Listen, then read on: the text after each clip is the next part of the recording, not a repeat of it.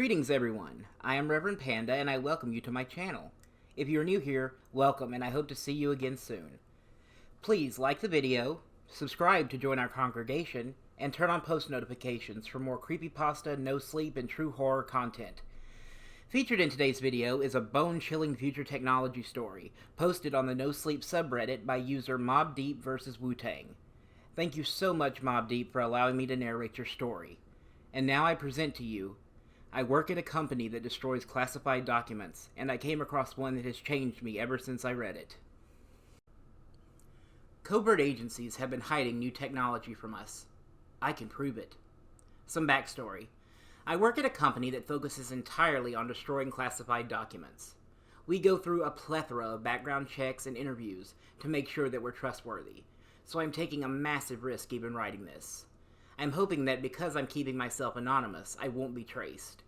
I can't tell you where my company is, the name, or what agency we work for, because they would be able to find me. Anyways, I don't usually give the documents I'm destroying much of a second thought. We use industrial-sized shredders, and everyone works quickly, so I tend to turn my mind off and just shred. But this folder was odd right off the bat. It was out of place. The file material was ink black and shiny. As cheesy as it sounds, it looks straight out of a sci-fi movie. I don't know what overcame me, but I felt like I needed to see what was inside. When no one was looking, I stuffed the folder into my waistband and took a bathroom break. When I was in the bathroom, I opened the folder, and to my surprise, there was one single piece of paper, double-sided. It was nothing special, just a transcript written in 12-point font. The date was weird, though. I thought it must have been a typo, because the year on it was 2043. And unless this was some failed attempt at a screenplay or sci-fi story, that wasn't possible. I know you probably won't believe me, but the agency that we work for is the real deal. They don't make things up, they work on very serious shit. And that's why I haven't been able to sleep. It's not physically possible for that paper to be here, unless time travel already exists. On top of that, the transcript in the folder is highly unsettling. The events it speaks of are also only dated as 16 years from now, which in the grand scheme of things is not very far away at all. I've decided to share this here because I'm hoping someone can give me a more plausible reason for that folder's existence. I hope to God my theory is wrong, because if it isn't, what the future holds is horrifying. The original folder and transcript are shredded, but I managed to take a photo of the document and email it to my personal computer. What I've written below is exactly what was on this transcript. If this post gets removed, assume they have found me. Body host trial log number 34. Subject 72043-05-09.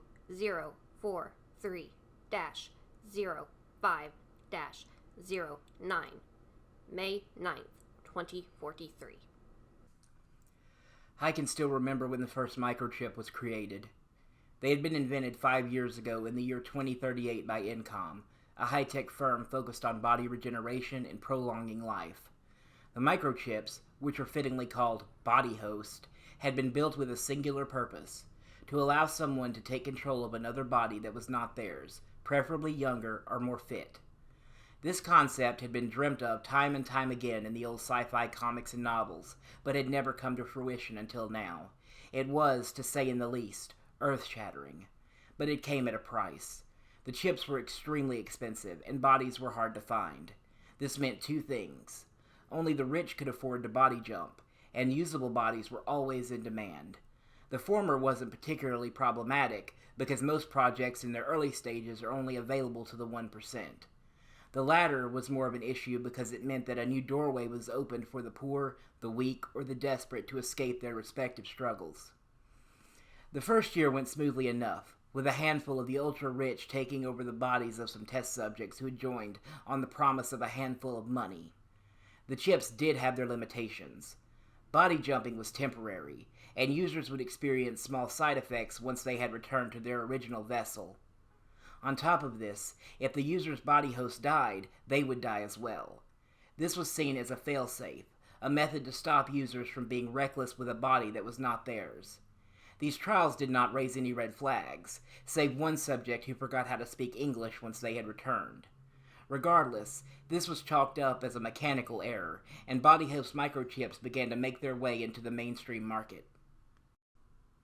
Year 2 was mostly uneventful, but one crucial change would impact the future of Body Host.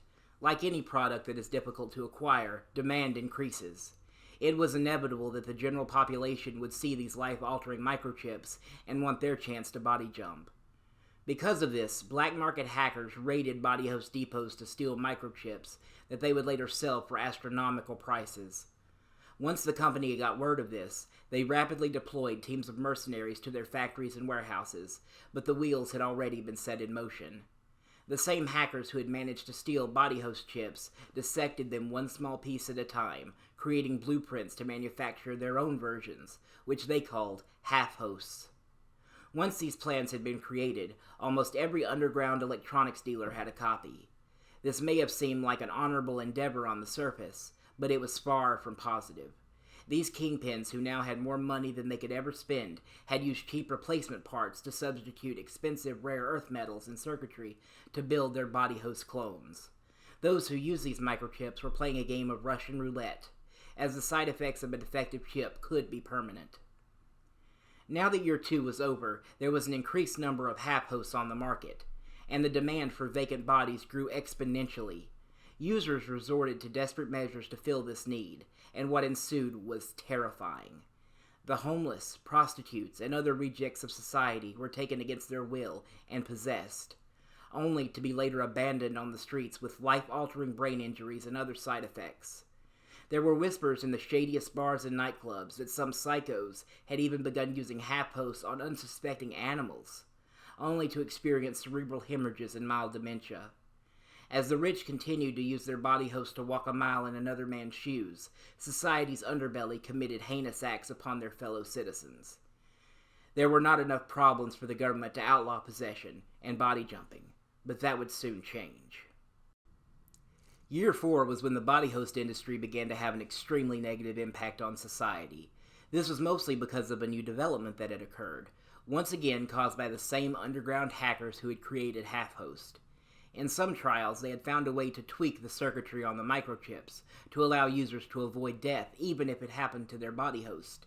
This new innovative tactic began being added to every new half-host chip, plunging users into a world of chaos. Underground fighting rings popped up, with kidnapped and homeless bodies being used as cannon fodder.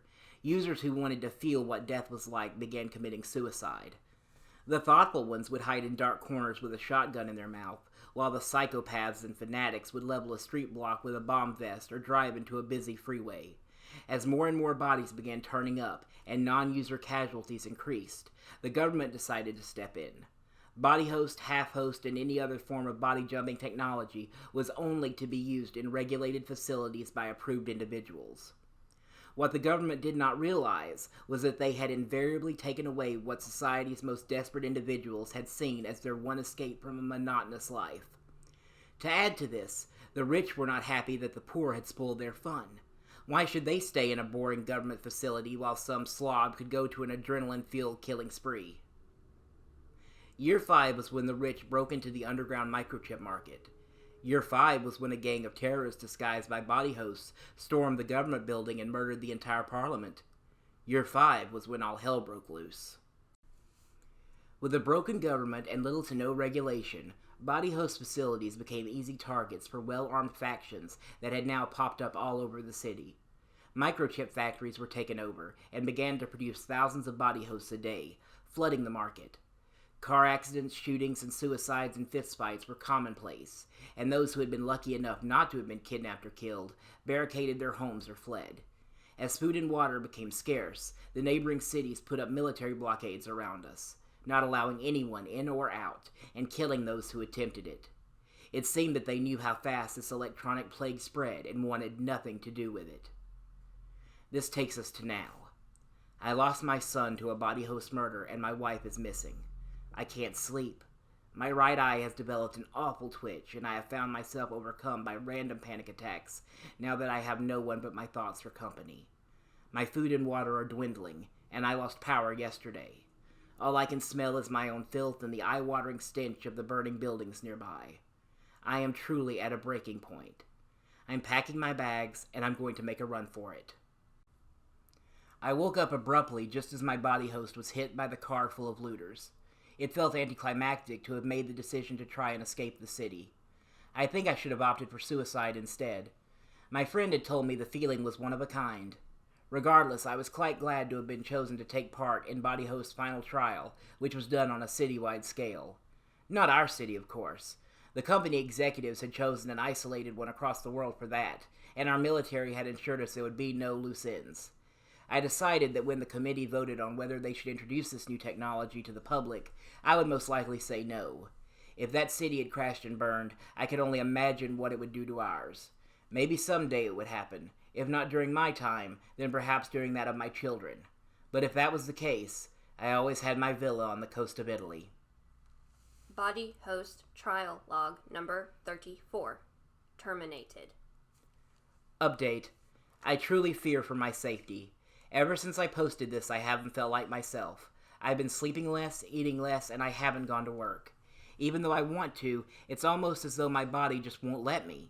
I feel my sanity slipping away from me. I'm too afraid to call the police, and I don't want to accidentally implicate my friends and family. If you've read this far, please, for the love of God, don't speak of what I posted here to anyone. Save a copy of the transcript to your computer and remove any evidence that you visited this post. They could be watching any one of you as we speak. After I write this, I'm going to destroy my computer and cover my tracks. God help us all. Wow, what an awesome story. Again, I would like to thank Mobb Deep vs. Wu-Tang for allowing me to bring his story to life and share with you all.